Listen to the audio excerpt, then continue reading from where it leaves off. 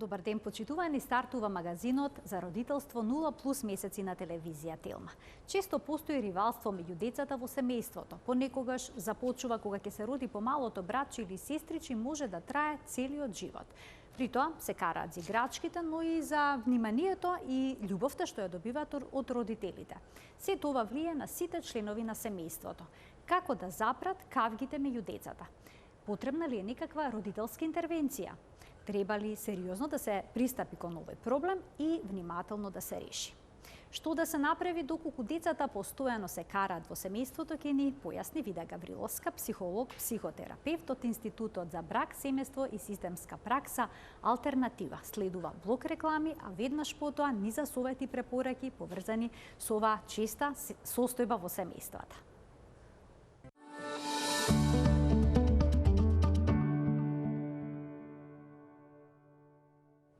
Кога планираме да имаме второ дете, обично сите очекуваме тие меѓусебно да се сакаат и да се дружат, да има моменти кога нема да се карат и да имаме малку мир. Но за жал, реалноста е сосема поинаква. Зошто се јавува ривалство меѓу децата и кавги меѓу нив, ќе ни појасни Вида Гавриловска, психолог, психотерапевт од Институтот за брак, семејство и системска пракса Алтернатива. Вида, добре ни дојде, конечно во студиото на Телма.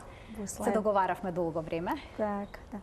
Чест ми е што сум денес тука и воедно разговараме за многу интересна тема, ама и тема која што е веројатно проблем на многу семејства, особено кои што имаат 2-3 деца. Така, каде што има повеќе деца.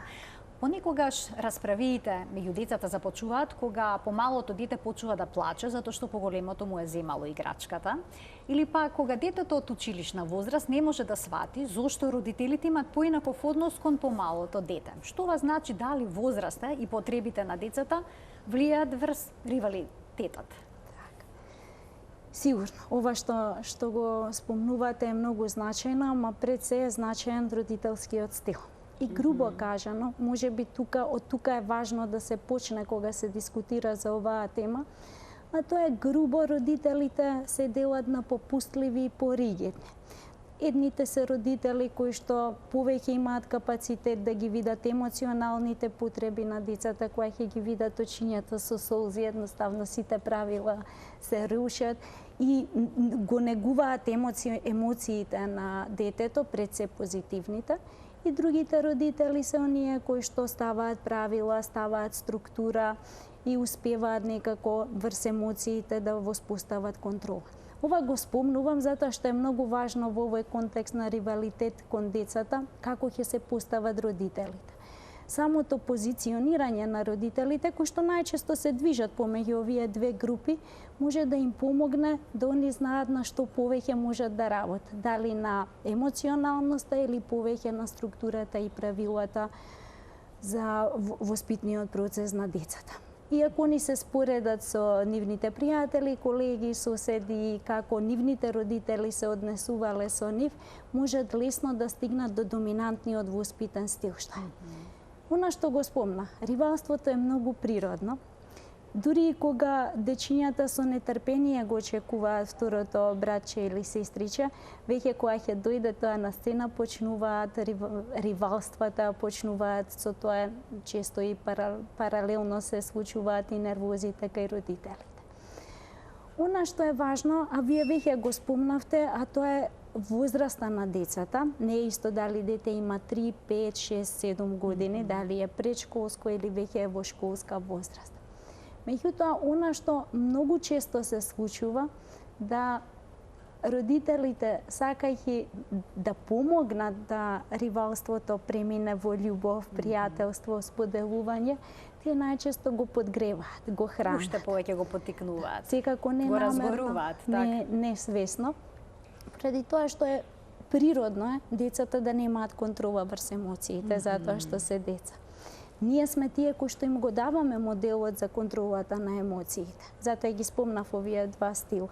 Многу е природно да дете ако искрши играчка се расплаче, се растажи, се има некаков конфликт, ја изрази лутината, гневот, бесот, што е сосем валидно да и децата чувствуваат емоции. Меѓутоа, родителите, сакајќи, па ќе кажам, да ги помират работите, најчесто идат со изјавата која што ја споменавте, а тоа е попушти е помалецко, да е моја играчката е помалецко. И ова е во ред до оној момент додека родителите не заборават да ги истакнат предностите на тоа дете што е поголемо. Инаку во оваа позиција создаваат еден нефер терен, а тоа е дека помалото дете може да добие повеќе, може да добие што сака, за сметка на тоа што е поголемото треба да има подобра контрола на емоциите, подобро разбирање на емоциите и некако од старт има чудна позиција, ти малото се смета помало од возраста на која што е, од поголемото се очекуваат поголеми емоционални и когнитивни капацитети. А и тоа е дете, и постарото е дете.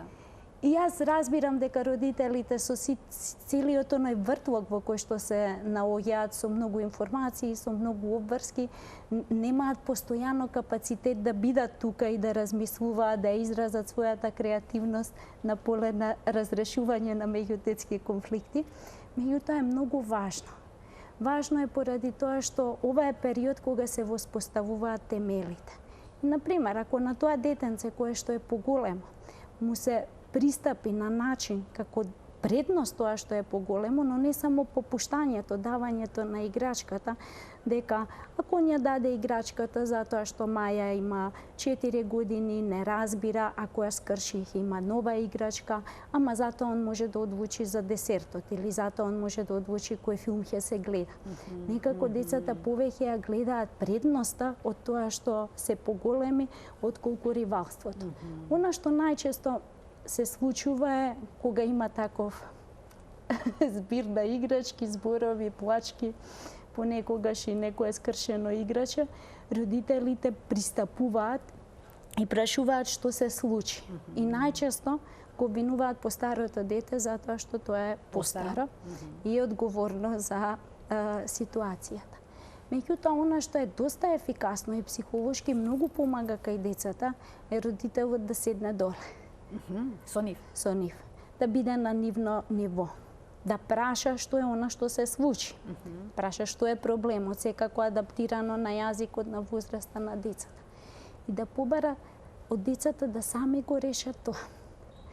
Затоа што и постојаното мешање на родителот како мировни мисии некаде ќе дозволи да тој биде купчето кое што ќе ја смирува ситуацијата. А потоа постојано ќе го викаат да ја разреши конфликтната ситуација. Верувам дека целта на секој родител е да помогне да децата ги разрешаваат овие работи на еден фер начин, на еден пристоен начин, на еден начин во кој што и емоционалноста ќе биде присутна, а тоа е постојано да се внимава на емоциите на детето, да кажеш разбирам дека сега си луд, сигурно си луд, Маја ти ја скрши играчката, не е фер ова за Маја, ајде да ја помогнеме да Маја биде повнимателна, меѓутоа мора да ја има и предноста на тоа дете кое што е поголема возраст. Да се уважи неговата и карактерите на децата се разликуваат.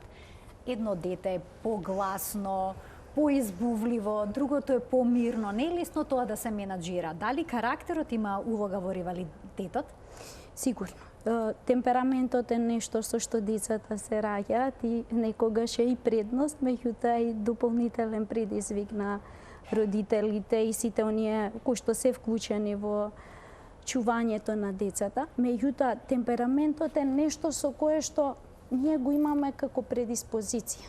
Тоа апсолутно не значи дека оние дечиња кои што се пораздвижени или оние кои што поексплицитно го изразуваат гневот или оние кои што се повлекуваат, дека ние немаме контрола и дека тоа за секогаш ќе биде така. Токму овие карактеристики што се кај дечињата е нешто на што нели долгорочно може да се работи за да се помогне на дечињата не да бидат исти, меѓутоа да научат еден функционален начин на кој што ќе ги изразат своите емоции, ќе се изборат за она што го сакаат и ќе имаат еден фер однос, коректен однос со пријателите, децата.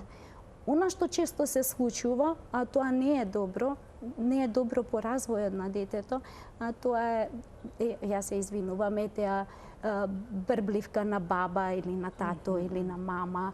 И не сакајќи баш тие особини кои што на условно се да кажеме наследни, уште повеќе се потенцираат, затоа што детето тоа го слуша. и детето учи дека кога е брбливка и кога многу зборува, дека ќе го привлече вниманието, ќе се збори за неа, дека ќе биде поблиска со баба, дедо или кој да е некој друг семеен член кој што е тука присутен. Значи мора да се биде внимателен со многу аспекти.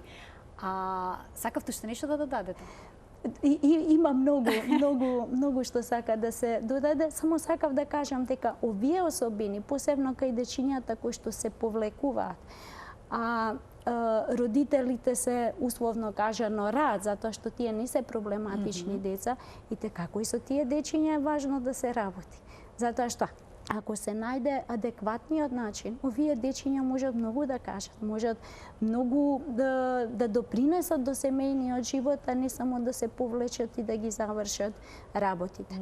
Во однос на ривалството, кога го споменавме оваа ситуација, а најчесто постарите деца можат да преминат во нешто што наликува на срамежливост, на послушност, на старо-младо детенце кое што е преодговорно за своите години, и тоа често се поврзува со односот, односно со очекувањата на родителите што го имаат од него, затоа што они очекуваат да он биде позрел, или таа очекува да внимава на сестрата, очекува да ги собере играчките, очекува да не се лути ако му ги скрши, и на тој начин дечињата учат едни одредени особини.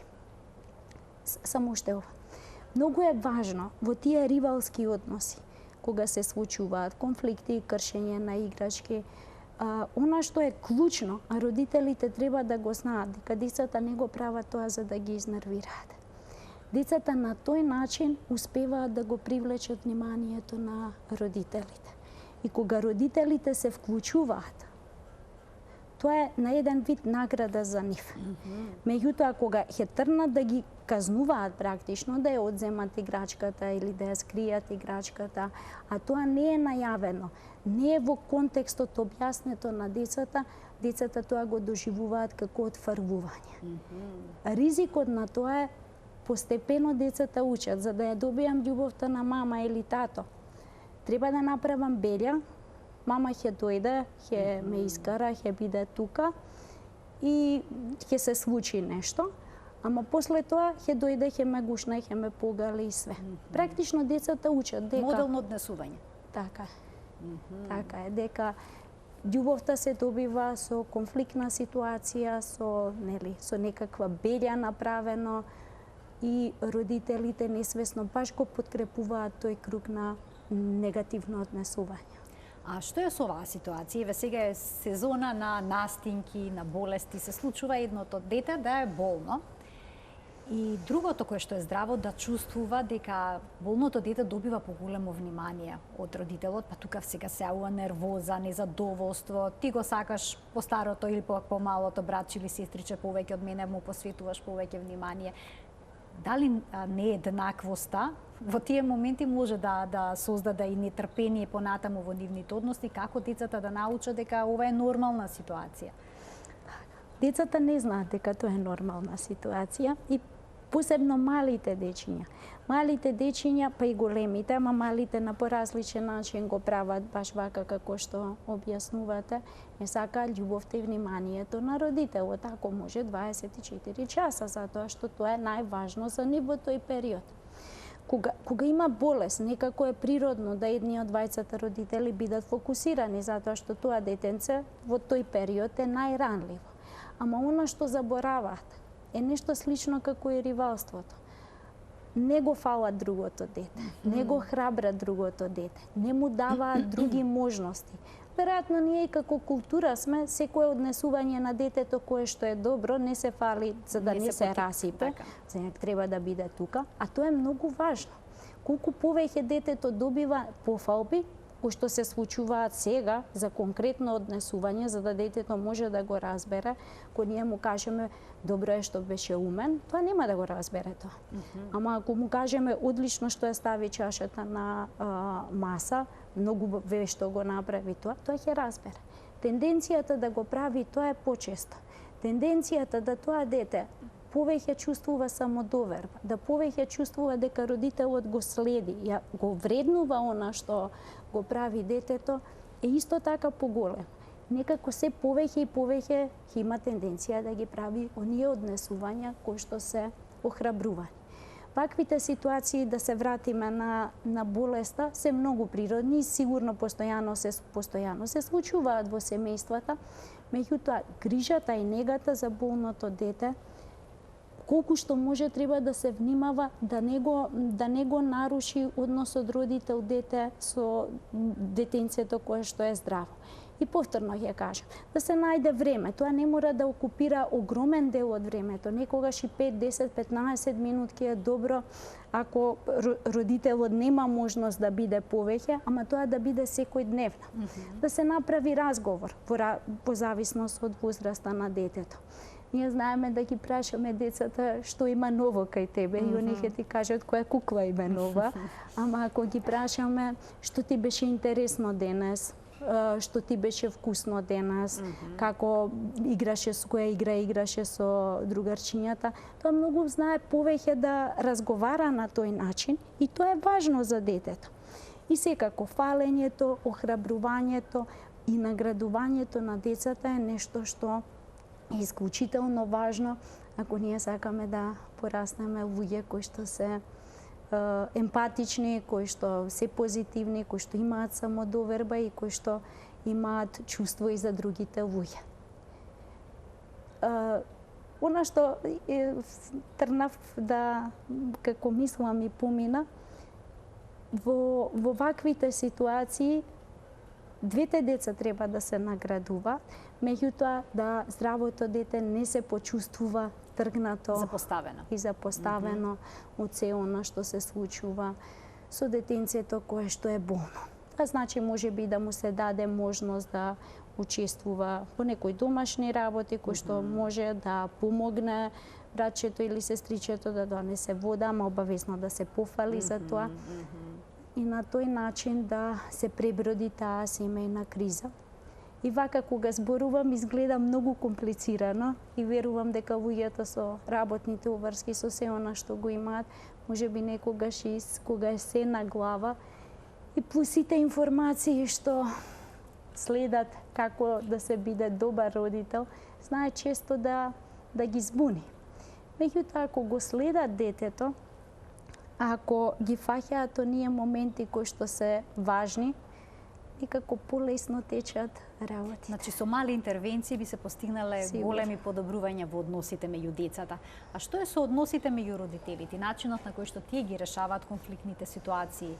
Влијаат ли исто така на релациите помеѓу братчињата, сестричките во семејството?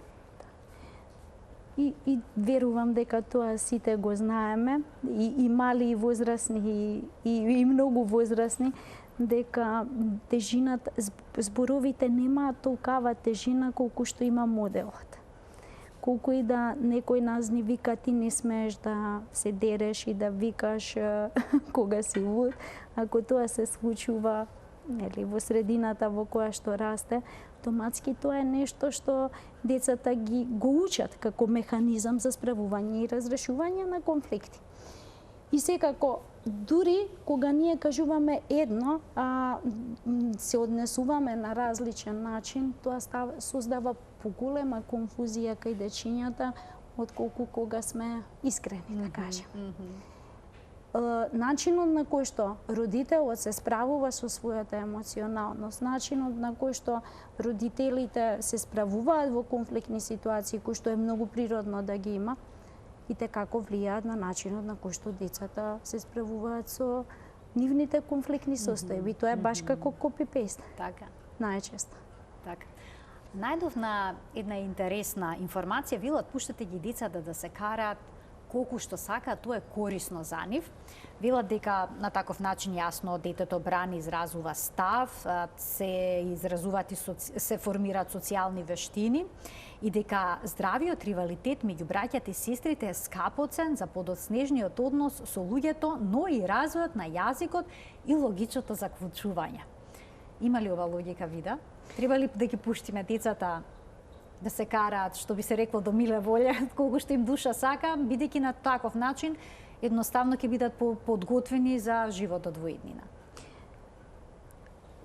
И да и не, ама не во ваков контекст, апсолутно не во ваков контекст. Инаку, презаштитничките семејства, кои што го држат детето у стаклено ѕвоно, не дозволуваат да падне, да се гребне, да едноставно го нарушуваат природниот развој на детето, не го оставаат да лази. Тоа е тоа што влијае на мозокот. Во таа сензомоторна фаза се развиваат некои центри кои што можат да влијаат на развојот.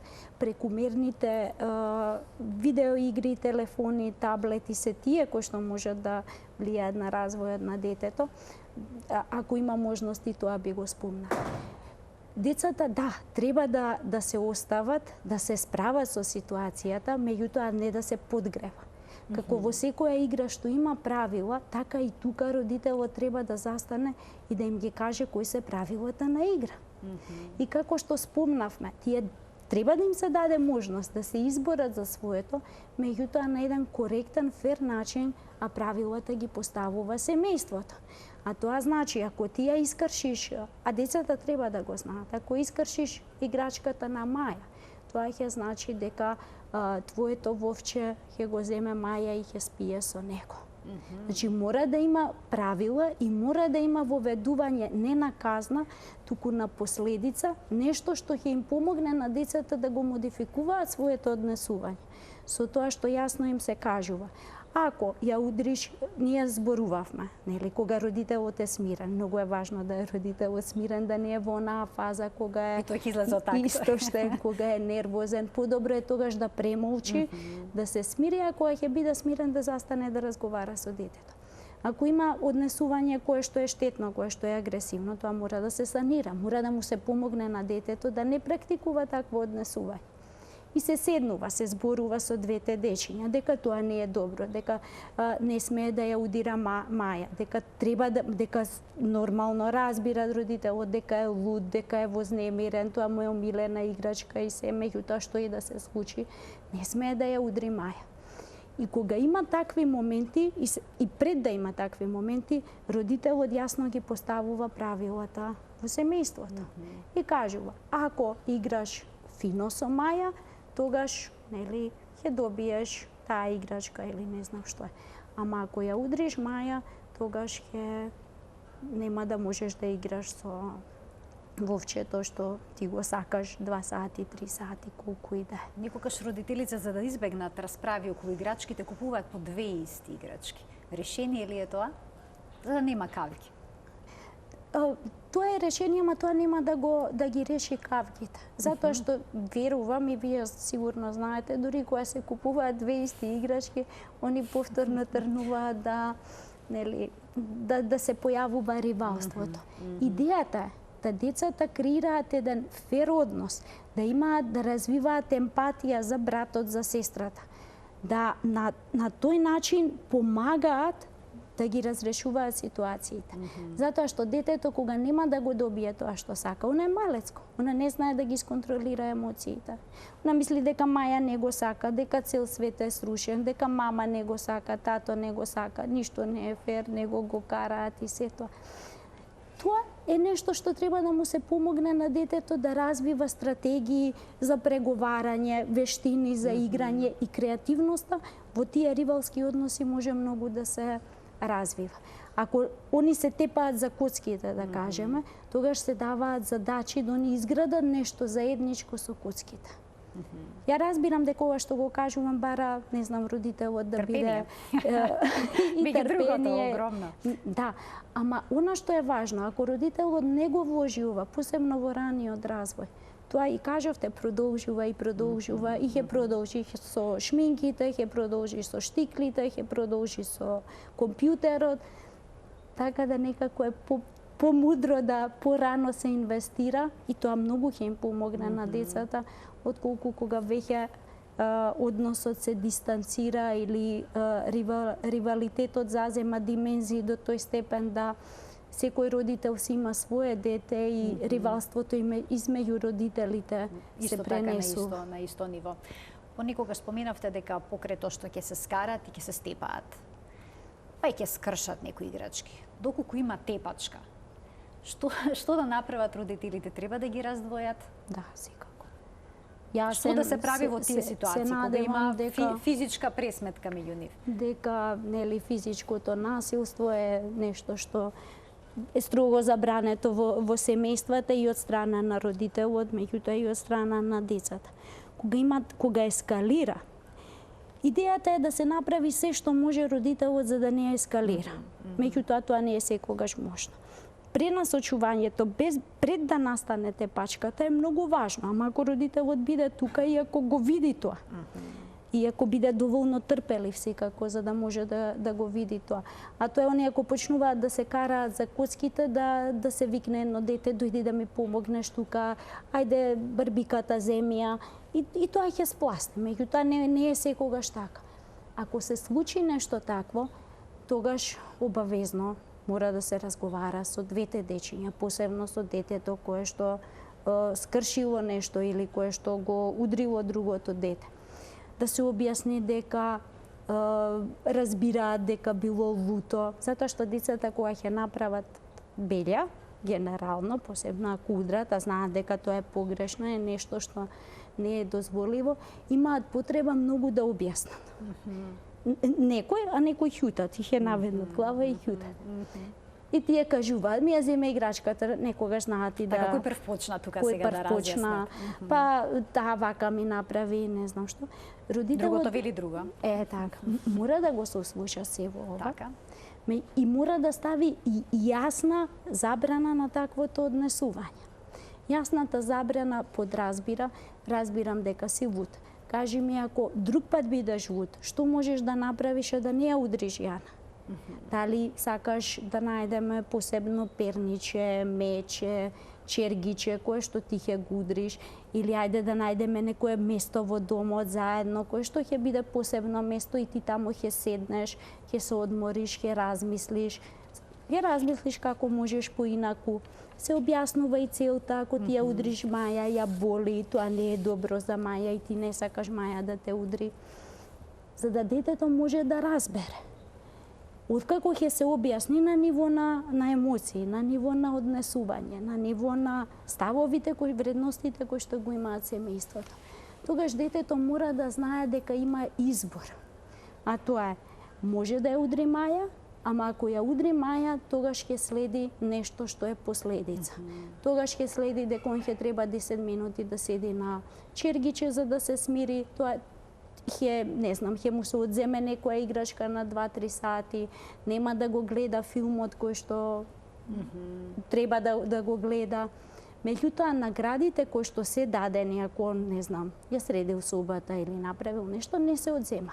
Тие не се одзема, така? Тие не се одзема затоа што тоа е награда за нешто што детето добро го направил. Сега, ако детето повторно и покрај ова што го знае... Има некогаш се исти деца постојано провокатори за одредени расправи или пак агресори. Постојано се истото дете. Што тогаш? Тогаш се воведува последицата. Она што не смее да се случи и не е добро за детето, а тоа е да биде само теоретска, на ниво наветување. Ако нешто родителот каже, мора да го исполни. Значи доследност. Така. И воведувањето на последицата не значи дека родителот нема да му зборува на детето. Тоа е најтешка казна за детето. И тоа може да се случи во период од 5, 10, 15 минути додека дете се смири.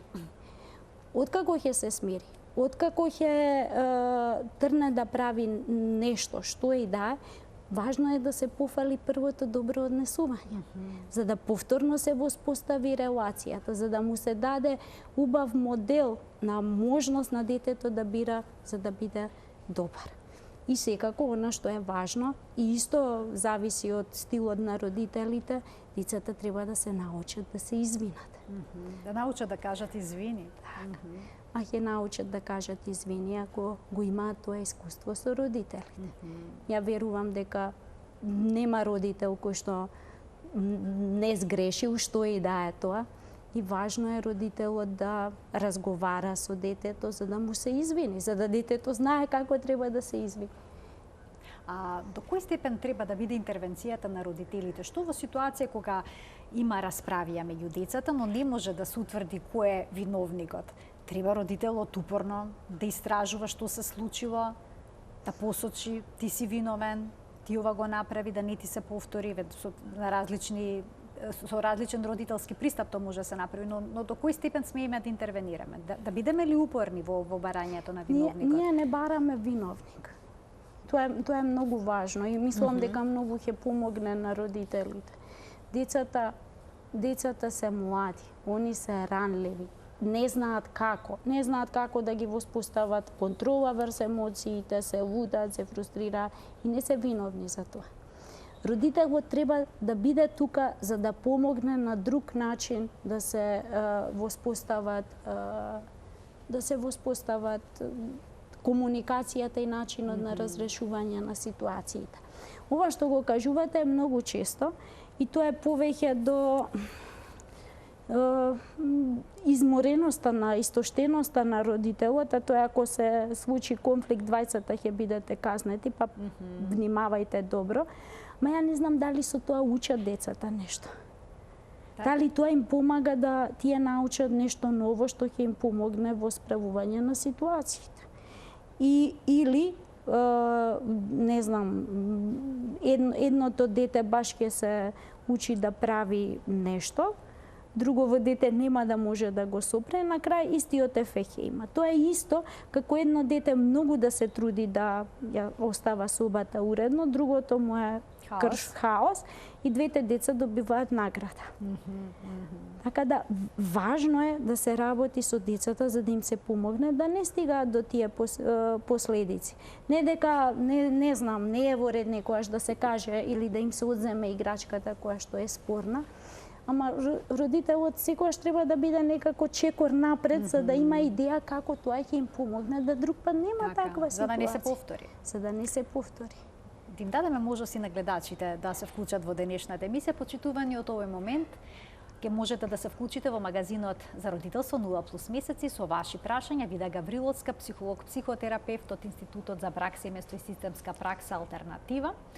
Ќе ги одговори сите ваши прашања, односно ќе даде одговор на најчестите дилеми, а секако и на бројните наши прашања.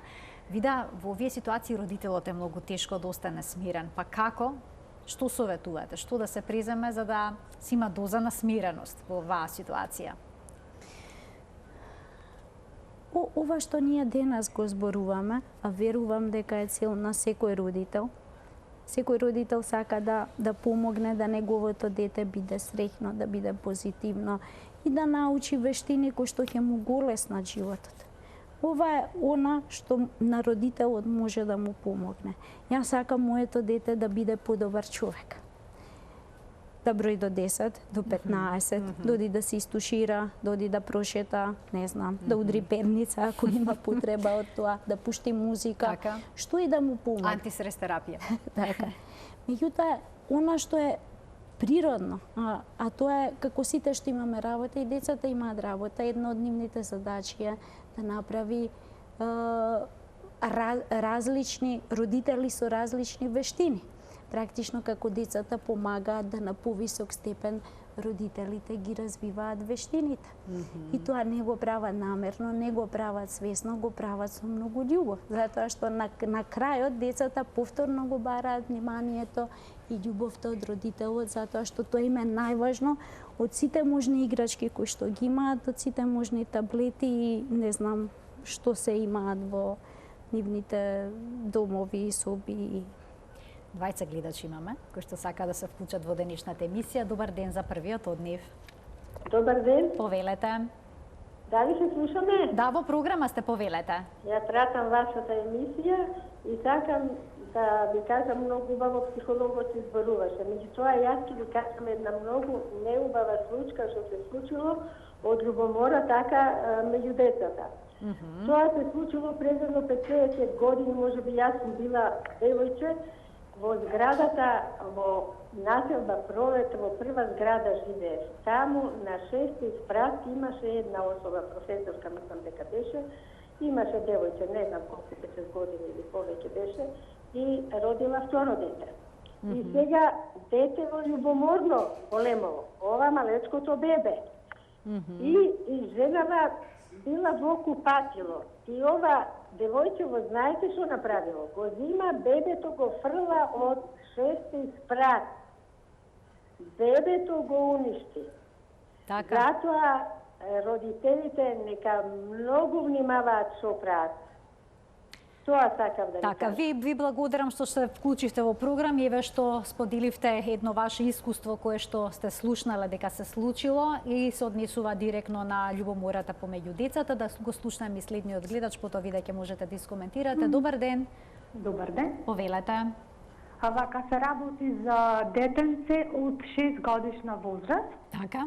Значи, две братчиња се, од кој едното ми е многу разбрано, дисциплинирано, значи можам да се разберам со него, додека со малото се прави со инат. Конкретно, најголемиот инат го прави со мене, со мајката, пошто е 24 сати со мене. Проблемот е, од како тргна на училиште, многу се смена карактерно, дали некако рано тргна, или не знам што е причината, пред да одиме, дали преку игра, бега, неки да се облечи, па инат прави за облекување, за забијање, чанта спремање. Пробав и со убаво и со неубаво, не се сменува карактерот, многу е своеглав. А на училиште е многу мирен. Мирен е премирен. За сметка на тоа дома, значи душа се ни ја вади буквално. Скокари, па на маси, така живо, темпераментно дете, секој ден е прошетан и пак истиот, и наетлив. Дали може да ми каже докторката како да се справам со така? Како се справите со оваа ситуација? Ви благодарам за вклучувањето во програма, ви да повелете. Ако добро разбрав, ова е постарото детенце. Да, јас така разбрав. Мајката што кажува дека и наелтливо. Ова често се случува, затоа што има многу промени за животниот циклус на детето. Доаѓа братче, веројатно таа фаза се уште е во тек на фаза на адаптација, на прифаќање на братчето и доаѓа исклучително важна фаза за детето, а тоа е прв пат го напушта домот, иде во училиште. И многу често се случува вакво спротивно однесување, да дете пројавува едно однесување дома, сосем различно однесување во училиште. Кога има раѓање на второ дете, а се случува и наетливост, како опишува мајката, се случуваат непочитување на насоките, правилата од мајката, често знае да стане психолошки, практично детето да кажува, еве сега јас сум лошо дете, ти ако не ме сакаш, ја ќе се чувствувам повреден, ако ме сакаш, треба да бидеш тука со мене, да нели бидеме заедно. Во контекст на она што го зборувавме, а тоа е децата го бараат вниманието од родителот. Децата учат да прават тешкоти за да го добијат вниманието од родителот. Не спомнавме еден многу важен аспект во однос на поставување правила или барање од децата. Ние секако често забораваме дека се само деца и ќе му кажеме остави ја ташњата, иди во WC, изми раце, пресоблечи се, дојди да јадеш. И он ќе направи една од тие работи и ние сме лути.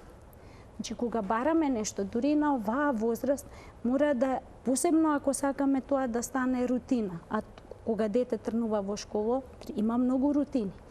Иде барање па пофалба, барање па пофалба, барање па пофалба, затоа што и на возрасен човек, ако му дадеме 10 инструкции едно по друго, тешко дека ќе ги направи сите 10.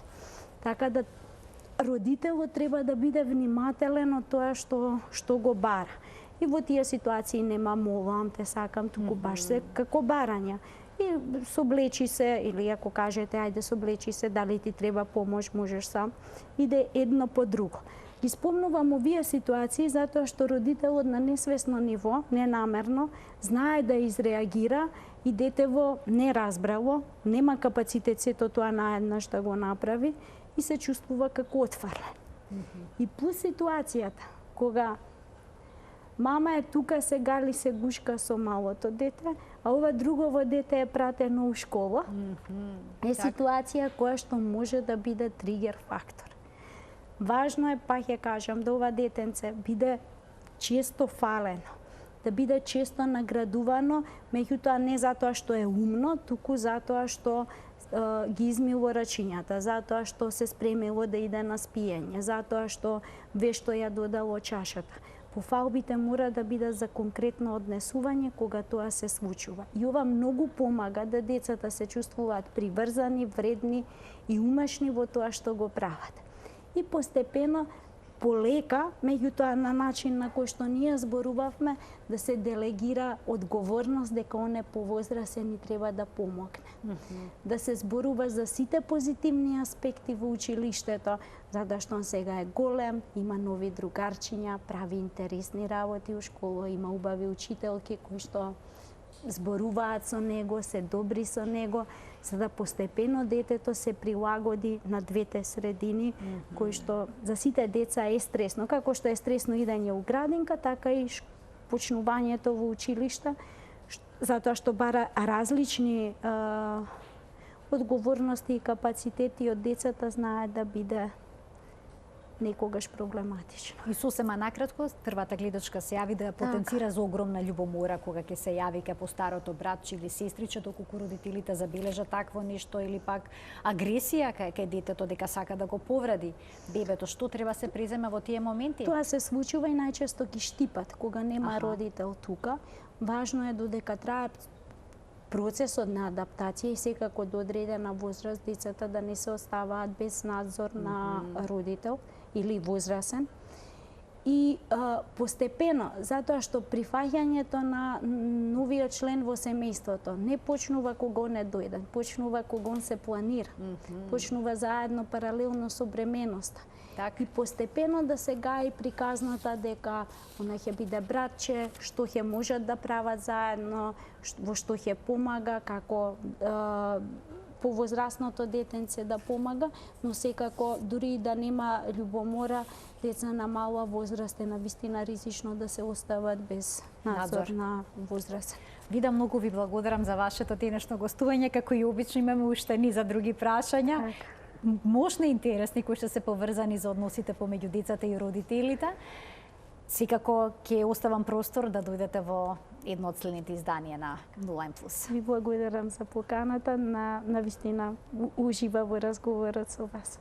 Почитувани, тука го заокружуваме денешното издание на магазинот за родителство 0+ месеци на телевизија Телма. Ви благодарам за вниманието со кое што не следевте. Имајте пријатен ден.